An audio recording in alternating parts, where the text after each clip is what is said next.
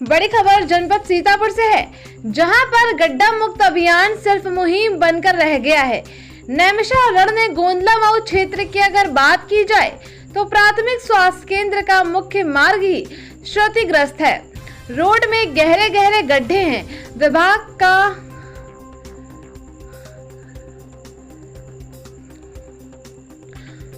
कह रहा है कि 80% सड़कों को सही कर लिया गया है, तो वहीं दूसरी तरफ इसकी पोल खुलती नजर आ रही है।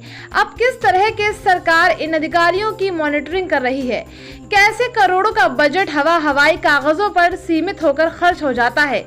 गोंदला मऊ इलाके के कैलाश आश्रम आने जाने वाले मार्ग स्थित कोदिकापुर में बेहद रोड में जल भराव है और रोड पीडब्ल्यूडी विभाग से है। वहीं गोंदला मऊ प्राथमिक स्वास्थ्य को जोड़ने वाला मार्ग महमदपुर कैलपुरवा में तो लोगों को निकलना ही मुश्किल हो गया है। गांव के लोगों का कहना है कि हम लोगों को भी शहर के तरीके से रोड मिलने का दावा सरकार कर रही है, लेकिन यहाँ ऐसा कुछ भी नहीं है। सीतापुर से संवाददाता सुनील आनंद की देखिए खास रिपोर्ट।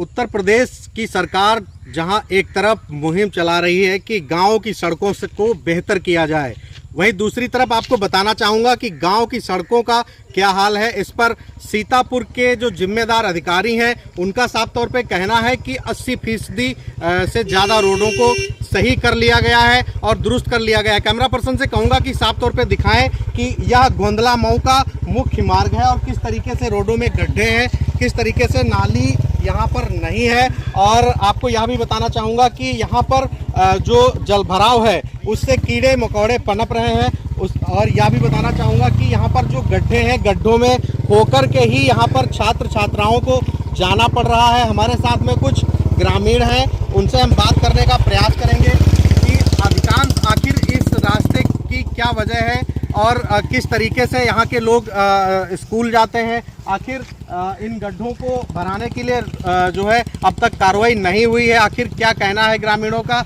और आपको यह भी बताना चाहूँगा कि ये जो गांव है ये मुख्य मार्ग गोंदला मऊ यानी CHC को जोड़ता है। यहाँ के ग्रामीणों का कहना है कि हमारी भी मंशा है कि मुझे भी शहरों की तरीके से रोड मिले और शहर की तरीके से हम लोग रहें। ठीक इसी प्रकार सरकार की भी मंशा है, लेकिन जिम्मेदार अधिकारियों का कुछ और कहना है। हमारे साथ कुछ ग्रामीण हैं, उनसे हम बात करना चाहते हैं। अच्छा, ये बताइए आप लोग कैसे निकलते हैं और कैसे क्या करते हैं? इसी हिसाब से यही टूटी फूटी नाली, यही टूटी फूटी सड़क से निकलते चले जाते हैं हम लोग। चाला कीचड़ में फांदते हुए निकल जाते हैं। तो क्या छात्र भी इसी रास्ते से निकलते हैं? इसी रास्ते से निकलते हैं भैया। अभी तक कोई कार्रवाई हुई है? अभी तक कोई कार्रवाई नहीं हुई है। ये गांव का जो मलमूत्र का पानी बह रहा है खुले में, ये ऐसे ही बह रहा है भैया। कोई नाली ना कोई वो है। तो साफ तौर पे कैमरा पर्सन से कहूँगा कि थोड़ा सा आगे नज़दीक आए, दिखाएं इस रास्ते को हकीकत किस तरीके से जो है बयां कर रही है। लेकिन ग्रामीणों का कहना है कि जो ये पानी है इसका कोई रास्ता नहीं है, जबकि करोड़ों रुपए का बजट जो है ग्राम पंचायत निधि में आता है। नाली निर्माण नहीं कराया गया है। रोड को बनाने के लिए सरकार जो है जिसका टेंडर करती है, साफ तौर पे उसकी जिम्मेदारी होती है कि 5 साल में यदि रोड टूटती है तो उसको फिर दुरुस्त कराया जाए, लेकिन यहाँ पर ऐसा कुछ भी नहीं है। कैमरा पर्सन अनुज मोर के साथ सुनील आनंद, सीतापुर।